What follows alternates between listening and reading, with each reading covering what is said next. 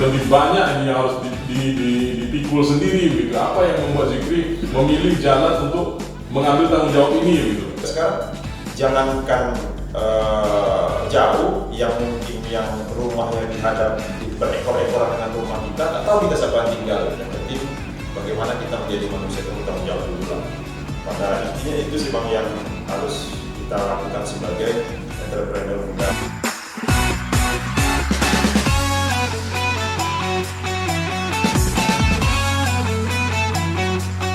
Selamat datang di dunia nyata, karena ini bukan mimpi. Zikri! Luar biasa, hari ini podcast bukan mimpi kedatangan bintang tamu yang cukup unik dan cukup spesial, yaitu salah satu tokoh muda yang ada di kota Pekanbaru. Zikri, apa kabarnya Zikri? Sehat Bang. Gimana kegiatannya hari ini? Masih sibuk dengan aktivitas sosialnya atau bagaimana? Masih, karena pasti jadi tanggung jawab kita sebagai makhluk hidup pasti hidup sosial. Nah, banyak mungkin yang bertanya-tanya penonton radio televisi, sebenarnya Zikri ini aktifnya di mana gitu? Wah. Kenapa bisa diundang sampai ke podcast bukan mimpi? Ini mungkin banyak yang bertanya-tanya ini. Coba bisa perkenalkan diri dulu. Nama Zikri Agustian Ali. Tinggal di Jalan Cipta Karya. Pastinya lahir di Pekanbaru, besar di sini. Tabek Gadang namanya kita tahu. Tabek Gadang ya. Gedung Rio Pos ini tempat main-main Zikri dulu kecil, jadi tak asing bagi Zikri. Berkaitan dengan kehidupan biasa-biasa saja, yang penting bagi kami diajarkan oleh orang tua, tokoh-tokoh masyarakat di sini untuk bermanfaat lah untuk orang sekitar pastinya. Banyak cara kan Maribaldo kan. Rinaldo, lupa, maaf. Ini ada kopi nih, kalau masih belum fokus kita minum kopi dulu. Siap. Jadi Zikri kan besar dan tumbuh di Pekanbaru nih. Ya. Sebagai salah satu tokoh pemuda yang ada di Pekanbaru. Ini Zikri mengambil langkah yang cukup unik kalau kita lihat. Banyak anak muda itu kalau di usia-usia begitu dia akan lebih fokus untuk pengembangan dirinya, untuk peningkatan eksposur dirinya, dan lebih cenderung ke arah pribadi gitu. Sementara Zikri mengambil jalur yang berbeda, jalur yang kurang populer, yaitu masuk ke ranah sosial, berbuat untuk orang banyak, yang otomatis kalau dikaji secara profit ini justru akan merugikan gitu. Betul. Nah, mengapa Zikri mengambil jalur ini? Pertama sih Bang, didikan orang tua. Dulu Panam ini satu desa, dan orang tua kebetulan masih hidup. Bapak itu salah satu ketua RT. Jadi dulu kecil itu kemana-mana sering dibawa, karena dulu kan tak semacam canggih sekarang kan, anak-anak bisa bermain dengan bebas, maksudnya dunia ini pandang. Kalau dulu memang kita kan untuk informasi itu kecil gitu kan, jadi memang sering dibawa orang tua, mau wirid, mau agenda pesta dan lain-lainnya. Jadi situ timbul rasa sosial, mungkin rasa sosial kita Zikri secara pribadi itu tinggi. Makanya memang moto Zikri setiap hari itu wajib satu hari itu ada teman baru yang harus Zikri kenal. Setiap hari harus ada satu teman baru. Karena pastinya kita mengenal orang banyak, mengenal dengan karakter orang banyak, pasti dapat ilmu bagi kita. Dan memang tadi apa disampaikan berkaitan dengan di usia muda, masih 30-an, banyak berkecimpung di sosial, pastinya mengalir seperti air Bang. Karena orang tua mengajarkan itu, kalau mungkin ya Zikri orang Minang, bahasa kasarnya kalau emak itu sering menyampaikan, kalau lah angkayo tapi tak baguno jo orang, tak usah hidup.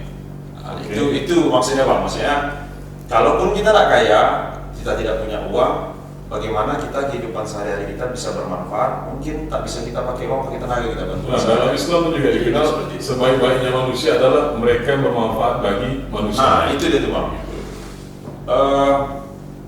Dan juga mungkin didikan dari kita, alhamdulillah Zikri udah sampai S2, ya aktif di organisasi, di BEM, terus di OSIS dulunya, ya sambilan. Maksudnya memang sosial itu sangat menjadi bagian diri Zikri lah, secara tidak langsung.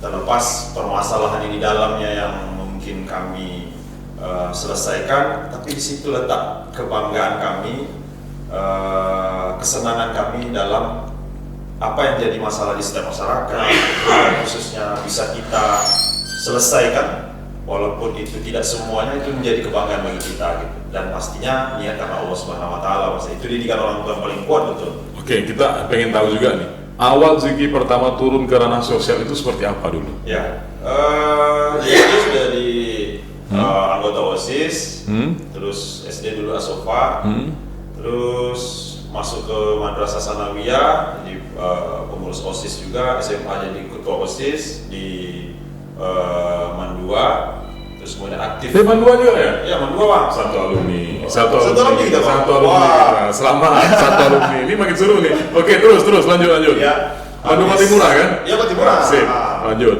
Jadi habis itu masuk Fakultas Ilmu Sosial Ilmu Politik S1 ya, Divisi Undri. Nah, sama juga. Apa juga Kamu tamatan? Undri, Bang? Iya, Undri juga. Salah. Jurusan apa? Jurusan Ilmu Pemerintahan. IP ya? Apa Iya. Oke, lanjut. Juga S2 di Hukum UIN, Hukum Bisnis. Nah, karena memang dari dulu kalau bersosial itu kita enak berusaha kan, sesuai dengan Nabi Muhammad tuh 90% itu kan hasil yang banyak itu dari usaha, berdagang.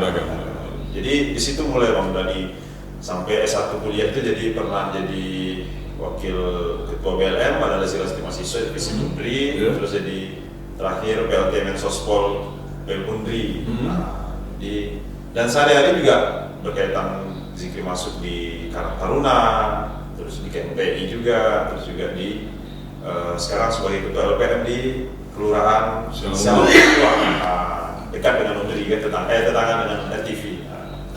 Nah, kita tahu kan ya namanya organisasi sosial begitu, kalau dari support dananya sangat yang begini, tidak terlalu besar gitu. Kalau kita harapkan dari Ya, betul, pemerintah. bahkan dari dana Lebih sendiri. banyak kan itu di pribadi sebenarnya. Apa Anda mikir ini kan lebih banyak ini yang harus dipikul sendiri gitu. Apa yang membuat Zikri memilih jalan untuk mengambil tanggung jawab ini gitu. Contohnya menyiapkan ambulan dan lain sebagainya bagi orang sakit, itu bagaimana? Sebenarnya tanggung jawab Bang. Karena kebetulan Tuhan itu memberikan rezeki juga, pendidikan orang tua bagi Zikri itu tadi yang disampaikan orang tua Zikri. Ketika kita berzikir, pastinya ada kewajiban kita dong sebagai seorang Muslim gitu. Di luar dari itu pasti menjadi upaya kita untuk bagaimana income yang kita hasilkan itu bisa juga sedikit kita sisihkan untuk masyarakat gitu. Maksudnya itu tak tanggung jawab Bang, tapi lebih setiap hari itu kalau nggak ada yang kita lakukan untuk masyarakat itu rasa-rasanya maksudnya itu gimana ya, ada yang kurang gitu.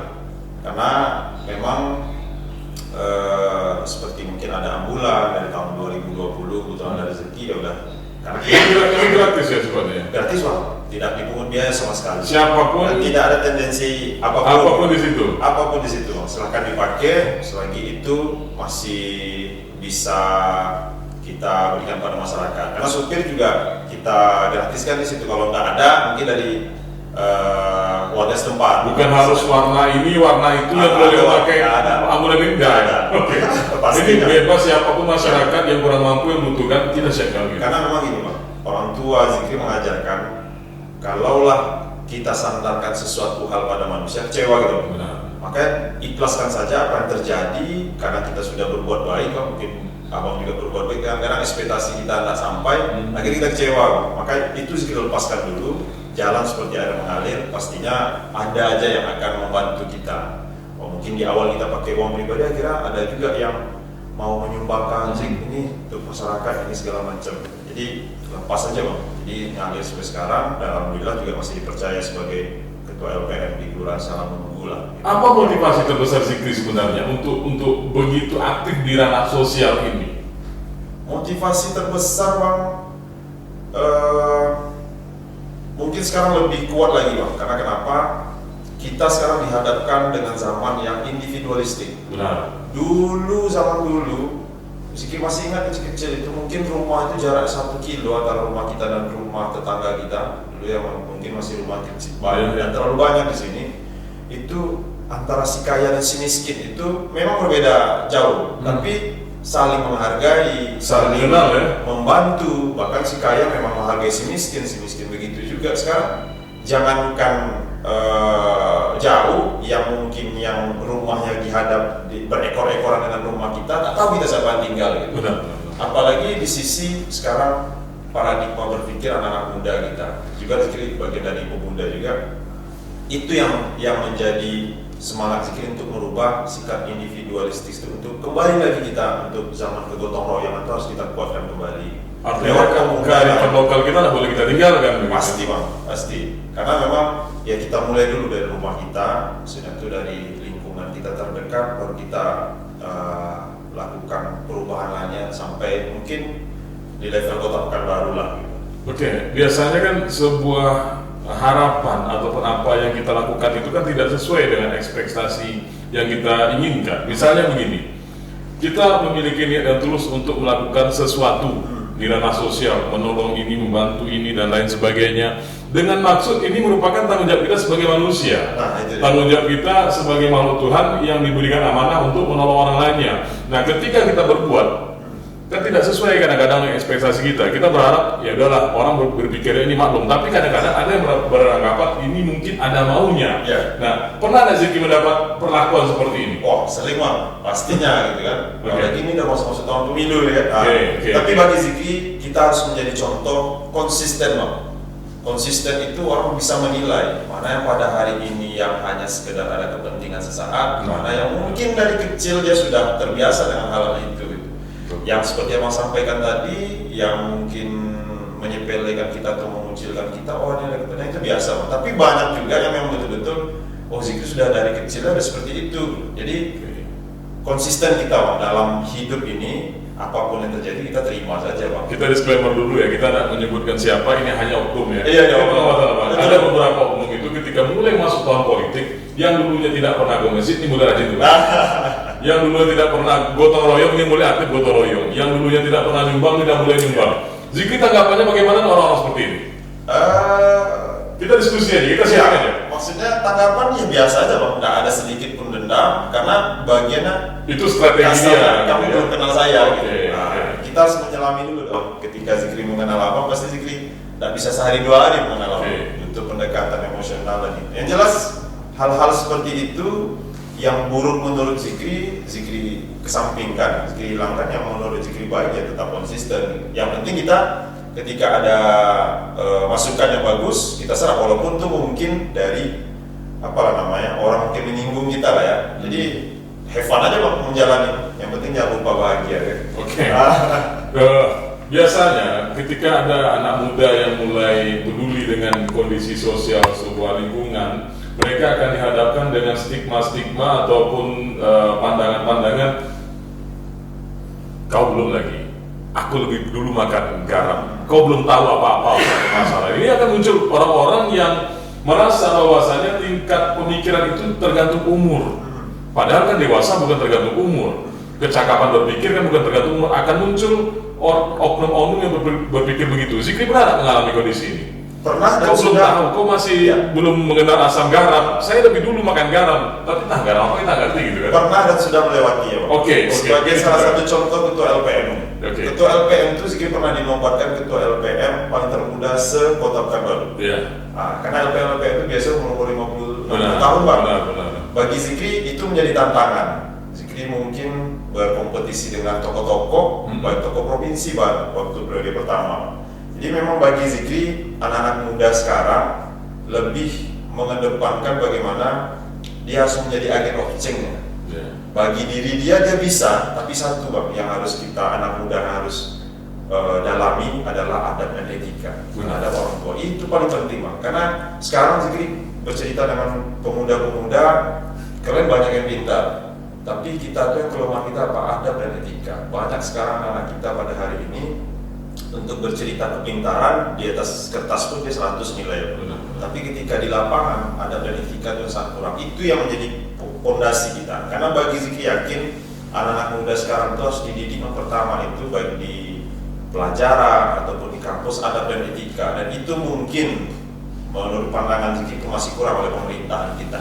Nah, degradasi adab tadi, degradasi moral tadi juga sudah semakin kental sekarang. Wah, apalagi ini handphone nih. Nah, ini salah satu aspek yang membuat orang-orang sekarang cenderung tidak beretika, khususnya antara dan individual tadi bang, Benar. dia udah sendiri ya, karena kita kan Bang Rivaldo lagi apa ketawanya sendiri gitu ya, dari handphone gitu. Benar. Jadi kalau dulu kita kalau misalnya ada guru saja kita nggak boleh lewat.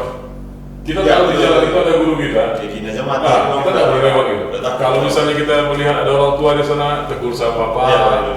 Kalau ada abang-abang di atas kita kalau dia duduk di situ kita nggak berani. Gitu. Ah. Bukan karena takut atau bagaimana, itulah bentuk adab tadi, bentuk etika tadi. Nah kalau sekarang kan anak-anak udah nggak gitu lagi deh. Dia merasa dia lebih hebat, dia merasa dia lebih segalanya, punya fisik yang lebih kuat. Jadi orang tua pun mulai diremeh-remehkan begitu. Nah di sini mungkin yang perlu menjadi bahan pertimbangan bagi seluruh generasi muda. Nah ini kan udah masuk di Agustus nih, Ya. momen 17-an ini, momen hari kemerdekaan ini. Kalau pandangan Zikri sebagai salah satu tokoh muda, seberapa besar sih peran pemuda ini dalam mengisi hari kemerdekaan, khususnya di era yang sedang modern seperti Sekarang. sekarang? Ini kan sudah tidak sama nih. Pemuda dulu cara pikirnya kan sangat berbeda dengan pemuda hari ini. Kalau dulu kita kenal ada gerakan Budi Utomo, Ya. mereka bersatu berpikir di sana menyatukan tekad, kemudian mendeklarasikan kesepahaman untuk membentuk Indonesia yang merdeka. Nah, pemuda yang sekarang, pemuda yang dimana kondisinya serba apa ya kalau bahasanya ini, pengaruh IT ini sangat luar biasa. Betul. Serba tahu, serba mau, dan ya itu kira-kira bagaimana menurut Zikri pandangannya tentang kondisi pemuda saya? Zikri meyakini perbedaan zaman pasti perbedaan pola kita mendidik. Makanya kunci utama orang tua jadi teman, dan abang pun harus jadi teman untuk anak-anak gitu. Dan pastinya kita harus bisa dia menyampaikan kepada anak-anak muda tersebut lewat lingkungan dia dulu. Seperti sekarang sudah banyak mungkin ya, karena Zikri juga sebagai partnernya RT RW. Ketika ada 17 Agustus ini, Zikri nggak mau kalau cuma Pak RT RW rumah anak pemuda ya. Maksudnya tuh untuk kita membuat acara misalnya kan, pemuda tuh dijadikan mungkin ketuanya ini segala macam, dan jangan sempat instan, semuanya bisa kita lakukan untuk menyemarakkan kemerdekaan ini. Salah satunya mungkin dengan barang-barang bekas, tak perlu harus kita beli sana kemari barang-barang bekas itu seperti apa kita tampilkan untuk kemerdekaan. Pada intinya kita bagaimana merangkul anak muda ini sebagai teman agar dia peduli yang terutama itu di sekitar rumah dia. Jangan kita bicara-bicara yang tinggi-tinggi dulu lah. Yang penting dia berkontribusi di daerah dia tempat tinggal gitu. Bagaimana caranya? Ya pastinya merangkul dari orang tua itu, karena orang tua sekarang masih katrok menurut kita ya, masih dengan tradisi gaya lama. Betul, yang tradisi gaya lama itu pasti ada baiknya, namun terkadang tak bisa kita paksakan terhadap anak-anak sekarang. Butuh memang rangkulan. Kadang-kadang dia punya pacar mungkin ya kita harus tahu ya udah tidak ada masalah, nanti baik-baik ya. Jadi seperti itu. Kemarin sempat diskusi dengan Kadisdik juga di sini. Kata beliau itu kan mantan guru. Ya. Bang Abdul Jamal itu kan mantan guru. Nah, ini Bang, apakah sama Bang pola mendidik di tahun 80-an, 90-an, 2000-an sampai 2000 sekarang nih, 2020-an ini? Katanya setiap tahun itu berbeda. Setiap satu dekade itu mengalami perubahan. Jadi guru yang dulu itu kalau udah nggak pernah ngajar, kalau disuruh ngajar sekarang mungkin akan kebingungan. Ya. Jadi sebaik-baiknya pola pendidikan itu pola pendidikan yang bisa mengikuti perkembangan zaman. Karena setiap anak yang lahir pada zaman itu memiliki kecenderungan kecenderungan pola didik yang berbeda, pola kembang yang berbeda, dan mereka harus mendapatkan asupan pendidikan yang jauh berbeda. Gitu. Nah, seperti yang Zikri sampaikan tadi, ini kan udah masuk 17-an. Kalau kita dulu itu kan setiap menjelang 17-an itu ada perlombaan, banyak pertandingan, dan nanti puncaknya di hari 17-an. Penting nggak lomba-lomba begini menurut Zikri? Terus untuk menyatukan silaturahmi itu penting, Bang. Karena tak banyak kita buat acara selain 17 Agustus yang momennya pemuda.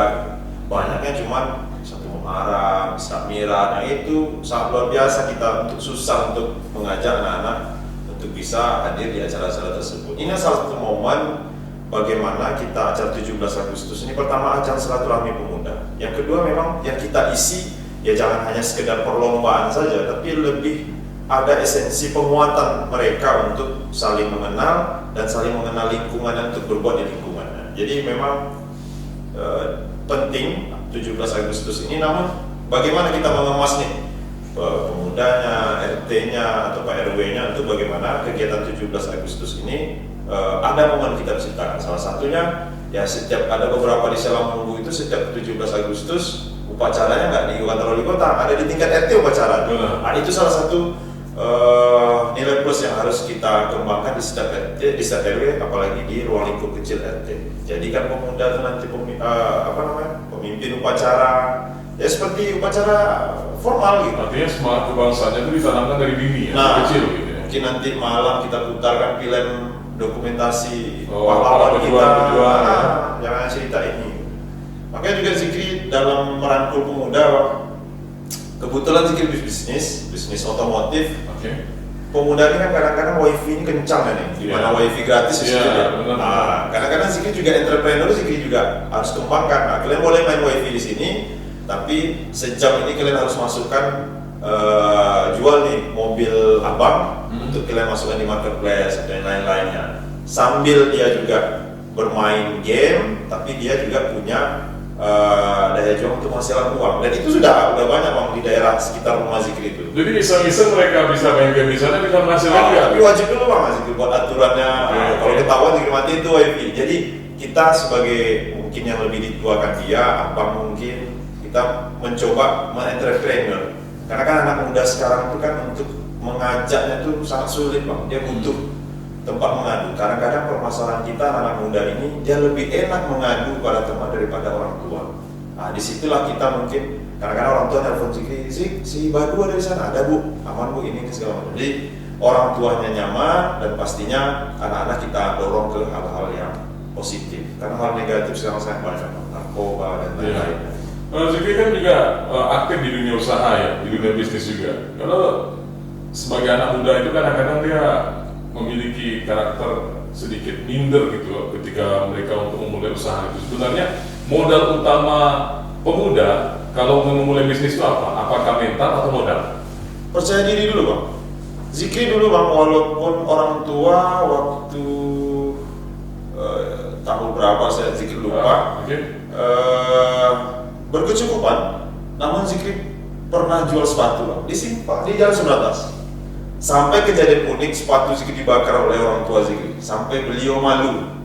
Terus sana, begitulah Zikri. Karena Zikri mikir, ini hal yang baru gitu, hal yang baru. Bahwasanya kita berinteraksi. Bagi Zikri lebih banyak melihat tokoh-tokoh bisnis seperti Bob Sadino, almarhum, Bob. Ya ibaratnya walaupun kalian jual bakso, tapi kita bosnya. Itu kan analogi yang masuk akal menurut Zikri. Kita tidak terkekang oleh manapun. Dan Zikri juga orangnya tak suka bekerja dengan orang bang. Karena bagi Zikri pengen menciptakan kreativitas sendiri dan bisa menghasilkan uang dan bisa untuk menghasilkan uang juga buat orang-orang di bawah Zikri. Jadi lebih utama mental ya ketimbang modal ya? Pastinya mental bang. Karena Zikri nggak punya modal juga. Itu sepatu itu walaupun orang tua bisa Zikri minta modal, tapi waktu itu Zikri cuma menjualkan punya orang.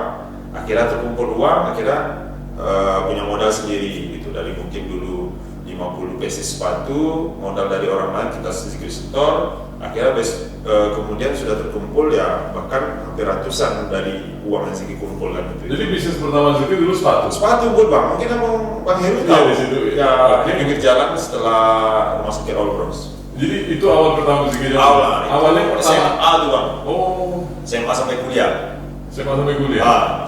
3-4 tahun itu. Jadi itu bukan karena desakan ekonomi malah ya, tapi memang keinginan kita ya? Ini memang ada waktu, ada peluang. Kayak rasa-rasanya kita kalau main-main terus bosan gitu bang ya. Maksudnya pengen berbeda dari teman-teman yang lain gitu. Maksudnya itu berbedanya itu ya kita ada peluang di sini. Kita berjumpa dengan orang baru karena Zikri dari kecil itu di dunia sosial satu hari itu teman harus ada orang kenal baru. Di situ Zikri sebenarnya bukan masalah jual sepatu ya, berinteraksi dengan orang-orang baru. Bahkan ada yang beli sepatu Zikri kan. Jadi lebih di situ harus pandai bahasa Inggris juga, bisa sedikit gitu kan kayak gimana. Jadi lebih have fun berjumpa dengan orang baru dengan karakter-karakter yang baru. Kadang-kadang beli sepatu dia mau setengah jam dulu sama Zikri cerita gitu. Jadi itu sih bang lebih hobi dan pastinya mental sih pertama. Jangan pikirkan oriented profit oriented. Untungnya nanti dulu ya. Untung nanti dulu. Ya oke gini. Jadi kita ada bicara soal mental tadi. Kita ada bicara soal karakter, yang paling penting itu karakter bisnis harus kuat dulu. Pernah Zikri mengalami gagal dalam bisnis? Artinya ketika mencoba suatu bangkrut, ketika mencoba suatu gagal, pernah nggak sampai ke tahap itu? Pasti bang, kalau namanya pebisnis pasti mengalami kegagalan. Bisa, ada kayaknya pebisnis yang ditanya tak pernah gagal ya? Pasti. Hampir gagal semua, saya Pasti sering gagal ini, semua. setiap jumpa bisnis saya tanya terus tuh, ternyata gagal terus begitu. Ya, Jadi pernah gagal juga? wajib bang, harus wajib gagal. Karena pastinya di situ kita letak bagaimana kita memanajemen bisnis kita walaupun itu kecil untuk ke depan lebih bagus lagi gitu. Karena kan ketika dapat mungkin 100 pengen ke 500 gitu. Pasti ketika kita pengen dorongan lebih besar, tekanan lebih besar lagi. Dan intinya jangan pernah tidak mau mencoba hal yang baru gitu. Tantangan yang baru. Kalau Zikri orang suka ditantang, maksudnya itu dalam hal positif ya. Jadi ketika gagal, apa yang membuat Zikri itu bangkit lagi? Ya. Kadang-kadang ada orang yang ketika dia gagal dia memilih untuk berhenti dan dia akan memilih jalur lain. Nah itu bagaimana? Ya, intinya kita jalanin dulu, maksudnya tuh sama ada di sepatu. Zikri pernah setengah tahun untuk membayar hutang. Karena waktu itu ada hilang, itu sholat, ya karena kan cuman dititip lah. Dia bentuknya kios. Enggak, pakai mobil pickup. Mobil pickup, pinggir jalan ya. Kalau pinggir jalan tuh nompangin bu, ternyata ada 10 basis yang dia beli orang sambil sholat tuh. Tapi bagi Zikri, ya Tuhan pasti ada ini kan, pasti ada sesuatu hal yang baik. Apalagi kita melaksanakan ibadah kita selaku seorang muslim kan. Akhirnya setengah tahun Zikri selesai utang itu dengan mencicil sama si bos. Nah, bos Zikri waktu itu ya udah, bos pun nggak minta harus cepatnya. Begitulah Tuhan memberikan jalan gimana. Yang penting intinya kita ikhlas, berjuang terus, apa yang menjadi masalah dan kita diamkan. Yang penting bagaimana kita menjadi manusia itu bertanggung jawab dulu lah. Pada intinya itu sih bang yang harus kita lakukan sebagai entrepreneur muda lah pada hari ini. Oke, ini banyak sekali pelajaran nih. Misalnya gini, kalau seandainya kita memiliki tujuan tertentu, kemudian kita berjalan mengarah tujuan itu dan di depannya ada tembok, orang biasanya akan mundur. Mundur bang. Padahal dia nggak tahu kan, itu sebelah kanan ada jalan lain yang bisa kita tempuh gitu kan. Nah mungkin itu seperti yang Zikri sampaikan tadi, karakter yang terbentuk ini tentu ada sosok di belakang ini. Tadi awal-awal kita dengar Zikri sering ngomong ibu. Nah, mungkin siapa sosok yang paling berpengaruh dalam hidup Zikri sehingga Zikri hadir sebagai sosok seperti ini sekarang? Pasti orang tua, apalagi ibu. Ibu itu pertama wanita yang sangat superior lah menurut Zikri, mungkin melebihi laki-laki. Kalau untuk sejarah lah ya, sejarah dia yang beliau sudah almarhum bulan 2 kemarin, itu yang menjadi kesedihan Zikri yang sangat mendalam karena beliau tak memanjakan Zikri dari kecil bang, walaupun mungkin beliau kan bisa mampu begitu ya. Kedua-duanya PNS bang. Oke. Nah, PNS artinya dan dia punya fasilitas untuk itu begitu. Tapi dia tak mau bang. Kalau dibilang kata pelit orang tua bang. Kalau hal-hal yang sifatnya untuk euforia dalam belanja segala macam. Tapi di sisi lain dia mengajarkan bagaimana hidup ini pasti akan pasang surut bang. Bagaimana dia mengajarkan pada kita lewat permasalahan-permasalahan yang mungkin orang tua Zikri buat untuk bagaimana menekankan kepada anaknya itu bisa kalian selesaikan dengan sendiri. Maka salah satu juga dengan bisnis Zikri lakukan dihadang oleh orang tua, ini bangkit apa tidak? Nah, salah satu dibakar lalu sepatu putih. Ternyata dia bukan marah, tapi dia mau melihat semangat kita sampai mana batasnya gitu ya. Kamu fight tak lagi dengan aku lakukan itu? Ya Zikri fight terus. Bagi Zikri sampai Pak RW waktu itu, tokoh masyarakat ngomong ke Zikri, udah mak marah di rumah, enggak, yang aku lakukan positif kok. Apalagi aku tak minta uang orang tua. Karena bagi Zikri itu prinsip, dia ngajakan prinsip. Selagi yang baik kita ya, orang tua Zikri ngajakan profesionalitas, maksudnya itu dia nggak mandang anak, nggak mandang saudara, siapa yang salah, ya dia harus koreksi gitu. Harus tanggung jawab yang besar. Kadang kan kita bang, anak kita salah, kita bela-belain gitu. Nah di situ juga Zikri bisa nanti suatu saat mendidik anak kita, pemuda kita, kawan-kawan anak muda untuk kita bagaimana apa yang benar ya kita nyatakan benar, walaupun itu orang dekat kita. Apa pesan ibu tadi yang paling tertancap di hati Zikri dan sekarang ini menjadi pedoman bagi Zikri dalam menjalani kehidupan? Bahasa Zikri yang pertama bang, kalau ang kayo tak baguno jurang mati jangan. Seperti itu Bang Fajar. Cuma satu itu aja. Dan kalaupun suatu saat ya kamu suatu saat itu tidak ada juga uang, yang penting kamu berguna buat orang, tenaga kamu masih ada. Nggak bisa tenaga kamu, doa kamu juga bisa. Itu aja yang kamu lakukan. Yang penting setiap roda kehidupan kita berguna bagi orang sekitar kita, karena kita makhluk sosial yang pasti butuh dengan orang. Tapi satu, lakukan sesuatu itu dengan lillahi ta'ala. Luar Jangan, biasa. berpatok pada manusia. Oke, terima kasih Zikri sudah ada di Sama. podcast Bukan Mimpi. Selamat datang di dunia nyata, karena ini bukan mimpi Zikri.